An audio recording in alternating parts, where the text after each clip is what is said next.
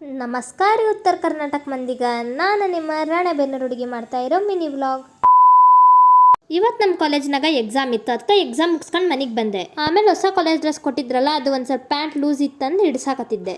ಆಮೇಲೆ ಏನೋ ಕೂಗಾಕತ್ತಾರಂತ ಹೊರಗೆ ಬಂದು ನೋಡಿದ್ರೆ ಗೋಧಿ ಮಂಡಕ್ಕಿ ಬಂದಿದ್ದು ನೋಡ್ರಿ. ಇವು ಫಸ್ಟ್ ಟೈಮ್ ನೋಡಾಕತ್ತೆ. ನಾನಂತರೂ ಸೇಮ್ ಕುರ್ಕುರೆ ಇದ್ದಂಗೆ ಇದ್ವು. ನಾವಿಲ್ಲ ಅವನ್ ತಗೊಳಕತ್ತಿದ್ರೆ ಈಕಿ ಚೀಲಾನೇ ಎತ್ತಾಕತ್ಬಿಟ್ಟ ನೋಡ್ರಿ. ಚೆನ್ನಾಗಿದೆ. ನಾಳೆ ಎಕ್ಸಾಮ್ ಇಟ್ಕೊಂಡು ಓದಾ ಬಿಟ್ಟು ಕೂದಲದ ಜೋಡಿ ಹೆಂಗ್ ಮಾಡಾತ ನೋಡ್ರಿ.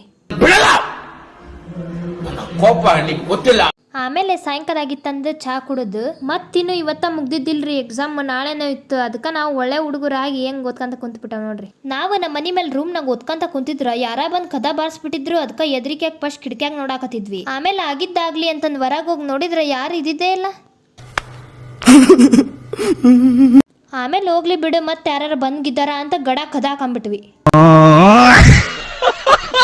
ಆಮೇಲೆ ಓದೋದು ಸಕಾತಂತ ಓದೋದು ಬಿಟ್ಟು ನಮ್ಮ ಮನೆ ಹತ್ರ ಇರೋರು ಯಾರೋ ಊರಿಗೆ ಹೋಗಿದ್ರಂತ ಪ್ರಸಾದ ತಂದು ಕೊಟ್ಟಿದ್ರು. ಅದ್ರಾಗ ದಾರ ಇತ್ತು, ನಮ್ಮ ಅಪ್ಪಾಜಿ ಕಡೆ ಕಟ್ಸ್ಕೊಂಡೆ ನೋಡ್ರಿ.